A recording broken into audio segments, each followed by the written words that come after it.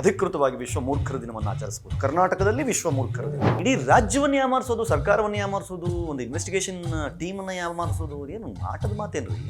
ಏನ್ರಿ ಡ್ರಾಮಾಗಳು? 2-3 ತಿಂಗಳಿಂದ ಒಬ್ಬ ಬುಳ್ಳೆ ತರ್ತಾನಂತೆ, ಅದನ್ನು ತಗೊಂಡು ಕೋರ್ಟ್ಗೆ ಹೋಗ್ತಾನಂತೆ. ನನ್ನ ಪ್ರಕಾರ ಸುಪ್ರೀಂ ಕೋರ್ಟ್ ಇತಿಹಾಸದಲ್ಲಿ ಯಾವುದೇ PILಗೆ ಇಷ್ಟೊಂದು ತೀಕ್ಷ್ಣವಾಗಿ, ಇಷ್ಟೊಂದು ಹಾರ್ಶ್ ಆಗಿ PILನ ರಿಜೆಕ್ಟ್ ಮಾಡಿದ್ದು ನಾನು ನೋಡಿಲ್ಲ.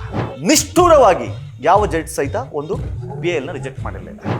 ಏನ್ರಿ, ಏನ್ ಬೇಸು, ಏನ್ ಸೋರ್ಸ್ ಇಟ್ಕೊಂಡಿದ್ನೆಲ್ಲ ಮಾತಾಡ್ತೀನಿ. ಇದರಲ್ಲಿ ನಿಮಗೆ ಪ್ರಚಾರದ ಹುಚ್ಚಿದೆ, ಇದರಲ್ಲಿ ನಿಮಗೆ ವೈಯಕ್ತಿಕ ಹಿತಾಸಕ್ತಿ ಇದೆ, ಅಂಡ್ ಇದರಲ್ಲಿ ದುಡ್ಡು ಮಾಡಬೇಕು ಅನ್ನುವ ಕೆಲವು ಲಕ್ಷಣಗಳು ಗೋಚರಿಸ್ತಾರೆ. ಆ 7 ಜನರಲ್ಲಿ ಒಬ್ಬ ಲಾಯರ್ ಕೂಡ ಇವತ್ತು ಚಿನ್ನಯ್ಯನ ಜೊತೆಲಿಲ್ಲ.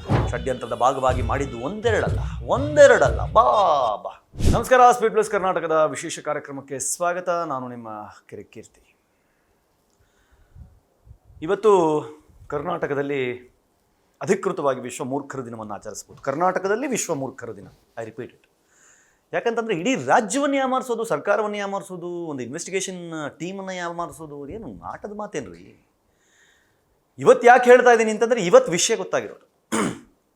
ಏನ್ರಿ ಡ್ರಾಮಾಗಳು? 2-3 ತಿಂಗಳಿಂದ ಒಬ್ಬ ಬುಳ್ಳೆ ತರ್ತಾನಂತೆ, ಅದನ್ನು ತಗೊಂಡು ಕೋರ್ಟ್ಗೆ ಹೋಗ್ತಾನಂತೆ, ಹೇಳಿಕೆ ತಗೋತಾರಂತೆ, ಸರ್ಕಾರ ಗಮನಿಸುತ್ತಂತೆ, SIT ಮಾಡ್ತಾರಂತೆ, 4 ಜನ IPS ಆಫೀಸರ್ಗಳನ್ನ ಇಡ್ತಾರಂತೆ, ಒಬ್ಬನೇ ಹೂತಿರುವ ಸಾವಿರಾರು ಶವಗಳನ್ನು ಹೊರತೆಗೆಯೋಕೆ 2 JCB 20 ಜನ ಕೊಡ್ತಾರಂತೆ, ಮಳೆ ಬರ್ತಾ ಇರುತ್ತೆ, ಜಿಗಣೆ ಕಚ್ತಾ ಇರುತ್ತೆ, ಆದರೂ ಬಿಡಲ್ಲಂತೆ. ಹಿಂಗಾದ್ರೂ ಮಾಡಿ ಅಸ್ಥಿಪಂಜರ ತೆಗಿತೀವಿ, ನೋಡಬೇಕು ನೀವು. ಜನಗಳು ನ್ಯೂಸ್ ಚಾನಲ್ ಹಾಕೊಂಡು ಕೂತ್ರೆ ಕಾಂತಾರ ಕ್ಲೈಮ್ಯಾಕ್ಸ್ ಥರ ಹಿಂಗೇ ಕಾಯ್ಕೊಂಡು ಕೂತಿರ್ತಿದ್ರು. ಇವಾಗ ಸಿಗುತ್ತೆ ನೋಡು, ಅಲ್ಲೊಂದು ಬುಳ್ಳೆ ಸಿಗುತ್ತೀಗ, ಸಿಕ್ತಂತೆ ಅಂತ.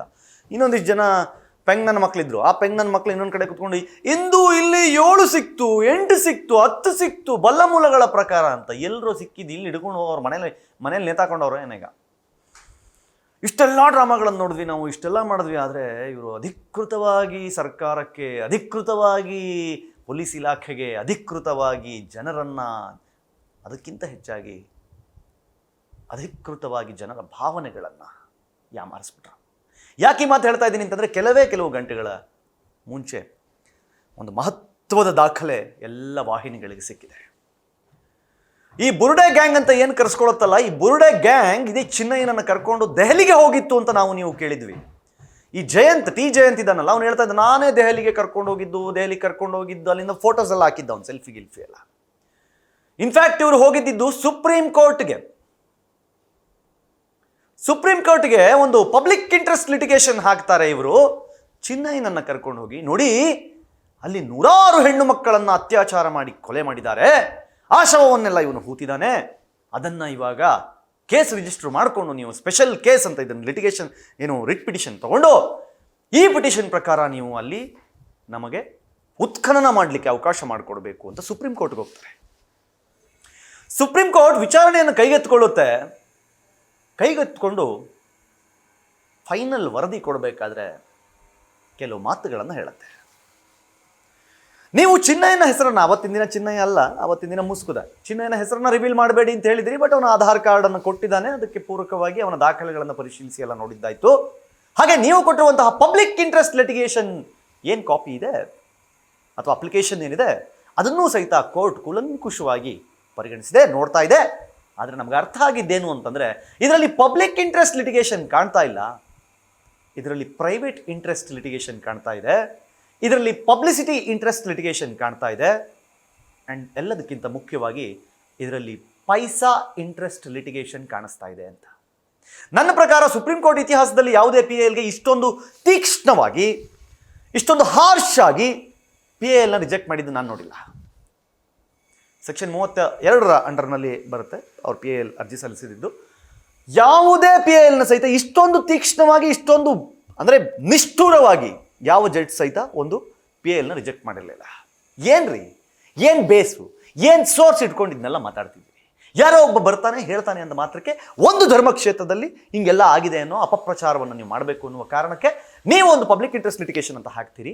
ನೀವು ಹಾಕಿರೋದು ಪಬ್ಲಿಕ್ ಇಂಟ್ರೆಸ್ಟ್ ಲಿಟಿಗೇಷನ್ ಅಲ್ಲ, ಇದರಲ್ಲಿ ನಿಮಗೆ ಪ್ರಚಾರದ ಹುಚ್ಚಿದೆ, ಇದರಲ್ಲಿ ನಿಮಗೆ ವೈಯಕ್ತಿಕ ಹಿತಾಸಕ್ತಿ ಇದೆ, ಆ್ಯಂಡ್ ಇದರಲ್ಲಿ ದುಡ್ಡು ಮಾಡಬೇಕು ಅನ್ನುವ ಕೆಲವು ಲಕ್ಷಣಗಳು ಗೋಚರಿಸ್ತಾ ಇದೆ. ಆ ಕಾರಣಕ್ಕೋಸ್ಕರ ಈ ಪಬ್ಲಿಕ್ ಇಂಟ್ರೆಸ್ಟ್ ಲಿಟಿಗೇಷನ್ನ ರಿಜೆಕ್ಟ್ ಮಾಡ್ತೀನಿ ಅಂತ ಮೇ 5, 2025 ಸುಪ್ರೀಂ ಕೋರ್ಟ್ ಛೀಮಾರಿ ಹಾಕಿ ಕಳಿಸಿತ್ತು. ಆದರೆ ಇಲ್ಲಿಯ ತನಕ ಈ ಬುರುಡೆ ಗ್ಯಾಂಗ್ ಅದನ್ನು ಮುಚ್ಚಿಟ್ಟಿತ್ತು. ಅದನ್ನು ಸರ್ಕಾರದ ಎದುರಿಗೂ ಹೇಳಿಲ್ಲ, ಹೈಕೋರ್ಟ್ ಎದುರುಗಡೆನೂ ಹೇಳಿಲ್ಲ, SIT ಎದುರುಗಡೆನೂ ಹೇಳಿಲ್ಲ, ಜನರ ಮುಂದೆನೂ ಇಡಲಿಲ್ಲ. ಬುರುಡೆ ಗ್ಯಾಂಗ್ಗೆ ಏನೋ ಒಂದು ಉದ್ದೇಶ ಇದ್ದಿರಬಹುದು, ಅವ್ರು ಹೇಳಿಲ್ಲ ರೀ. ಆದರೆ ಅವತ್ತಿನ ದಿನ KV ಧನಂಜಯ ಅವರು ಸೇರಿದಂತೆ 7 ಜನ ಲಾಯರ್ಗಳು ಒಂದು ಪಬ್ಲಿಕ್ ಇಂಟ್ರೆಸ್ಟ್ ಲಿಟಿಗೇಷನ್ ಫೈಲ್ ಮಾಡಲಿಕ್ಕೆ 7 ಜನ ಸುಪ್ರೀಂ ಕೋರ್ಟ್ ಲಾಯರ್ಗಳನ್ನು ಬಳಸಿಕೊಂಡು ಪಬ್ಲಿಕ್ ಇಂಟ್ರೆಸ್ಟ್ ಲಿಟಿಗೇಷನ್ ಹಾಕಿದ್ರಿ ಇವತ್ತು ಚಿನ್ನಯ್ಯ ಶಿವಮೊಗ್ಗದ ಜೈಲಿನಲ್ಲಿ ಕಣ್ಣೀರು ಹಾಕ್ತಾ ಕೂತಿದ್ದಾನೆ. ನಿನ್ನೆ 193 ರೆಕಾರ್ಡ್ ಮಾಡಬೇಕಾದ್ರೆ ಕೋರ್ಟ್ ಎದುರುಗಡೆ ಕಣ್ಣೀರು ಹಾಕ್ತಾ ಇದ್ದಾನೆ. ನನ್ನಿಂದ ತಪ್ಪಾಗ್ಬಿಡ್ತು, ನಾನು ಇವರ ಷಡ್ಯಂತ್ರಕ್ಕೆ ಬಲಿಯಾಗಿ ಸುಳ್ಳು ಹೇಳಿಬಿಟ್ಟೆ ಅಂತ ಹೇಳುವಾಗ ಆ 7 ಜನರಲ್ಲಿ ಒಬ್ಬ ಲಾಯರ್ ಕೂಡ ಇವತ್ತು ಚಿನ್ನಯ್ಯನ ಜೊತೆಲಿಲ್ಲ. ಅವತ್ತು ಅವನನ್ನು ಕರ್ಕೊಂಡು ಬಂದು ದೆಹಲಿಗೆ ಕರ್ಕೊಂಡು ಹೋಗಿ ದೆಹಲಿಯ ಸುಪ್ರೀಂ ಕೋರ್ಟ್ನಲ್ಲಿ ನಿಲ್ಲಿಸಿ ನೀವು ಪಬ್ಲಿಕ್ ಇಂಟ್ರೆಸ್ಟ್ ಲಿಟಿಗೇಷನ್ ಹಾಕಬೇಕಾದ್ರೆ ಇದ್ದಂತಹ 7 ಜನ ಲಾಯರ್ಗಳಲ್ಲಿ ಇವತ್ತು ಚಿನ್ನಯ್ಯನ ಜೊತೆಗೆ ಒಬ್ಬರೂ ಇಲ್ಲ. ಸರ್ಕಾರಿ ವಕೀಲರನ್ನ ನೇಮಿಸಲಾಗಿದೆ ಚಿನ್ನಯ್ಯನಿಗೋಸ್ಕರ. ಕಣ್ಣೀರು ಹಾಕ್ತಾ ಇದ್ದಾನ್ರಿ ಆ ಮನುಷ್ಯ.